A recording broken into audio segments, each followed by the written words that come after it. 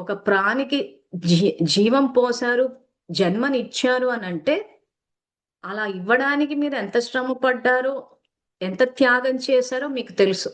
ఈరోజు ఇంటి పని చేసి అమ్మ ఆ నొప్పులు, ఈ నొప్పులు అంటారే గాని, పిల్లలకి జన్మనిచ్చేటప్పుడు నొప్పులు రాలేదా? అదే తట్టుకునే శక్తి సామర్థ్యాలు మీలో ఉండే. సో, ఈ ఇంటి పని ఇవన్నీ మామూలే ఇంకా.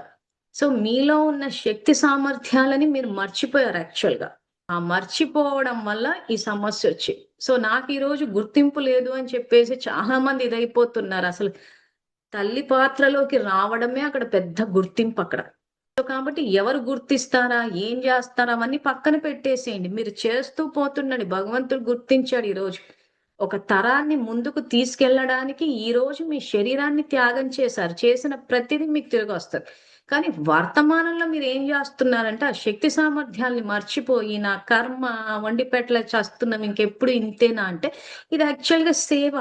ఆ రకంగా మీరు భగవంతుని ప్రసాదాన్ని వండుతున్నాను అని అనుకుని చూడండి మీకది శ్రమ అనిపిచ్చదు. ఇదేమైపోయిందంటే సనాతన ధర్మంలో కర్మయోగులుగా చేసేవాళ్ళు. రాను, రాను, రాను అదేమైపోయిందంటే జ్ఞానం ఎటో పోయింది. ఎటో పోవడం వల్ల ఏమైపోయిందంటే సేవ అన్న చోట పనయిపోయింది.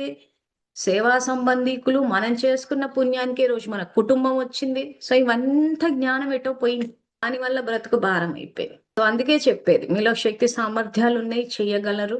అదే విధంగా మగవాళ్ళు కూడా ఏదైతే భార్య ఇంట్లో సేవ చేస్తుందో మీరు ఎక్కడో పుణ్యం చేసుకున్నారు. చేసుకోవడం వల్ల మీకు సేవ చేసే ఒక ఆత్మ భార్య రూపంలో వచ్చింది. తనే మీకు స్నేహితురాలు.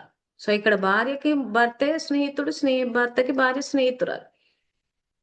సో వచ్చినప్పుడు ఆ సేవకి మీరు ఎప్పుడైతే విలువిస్తారో, గౌరవాన్నిస్తారో మీ పుణ్యం మల్టిప్లై అవుతది. మీరు గనక దాన్ని చులకన చేసేసి, ఏం చేసిందిలే పొద్దంతేందని చులకన చేస్తే మైనస్‌లోకెళ్ళిపోతది. అదే మీరు గౌరవాన్నిచ్చి, ఆ విషయాన్ని గుర్తించి, దాన్ని అప్రిషియేట్ చేయడము, ఆ రెస్పెక్ట్ అన్నది ఇచ్చినప్పుడు మీ పుణ్యం మీకు మల్టిప్లై అవుతది. ఇదే లాజిక్ ఆడవాళ్ళకి వర్తిస్తది. ఈరోజు సంపాదించే భర్తొచ్చాడంటే మీరెక్కడో దానం చేశారు. ధనాన్ని దానం చేశారు, సేవలు చేశారు. సో, మనం ఏదైతే ధనాన్ని దానం చేస్తామో అది పైనుంచి ఊడి పడదు. అది వ్యక్తుల ద్వారానే వస్తది. సో, ఈరోజు ఒక ఆత్మ భర్త రూపంలో వచ్చి మనకి సంపాదించి పెట్టేటప్పుడు మీరు గనక అక్కడ గౌరవాన్నిస్తే అది మల్టిప్లై అవుతది. మీరది ఇవ్వకుండా కర్మ అనుకుని చేస్తూ పోతే మైనస్ అవుతూ ఉంటది. కార్మిక్ ఫిలాసఫీ ఇదే. ఇప్పటికి చాలా సార్లు చెప్పాను. మళ్ళీ మళ్ళీ చెప్తున్నాను. ఎందుకంటే ముఖ్యంగా కుటుంబ వ్యవస్థే ఈరోజు సరిదిద్దబడాలి. అప్పుడే సమాజం ఆరోగ్యంగా ఉంటది.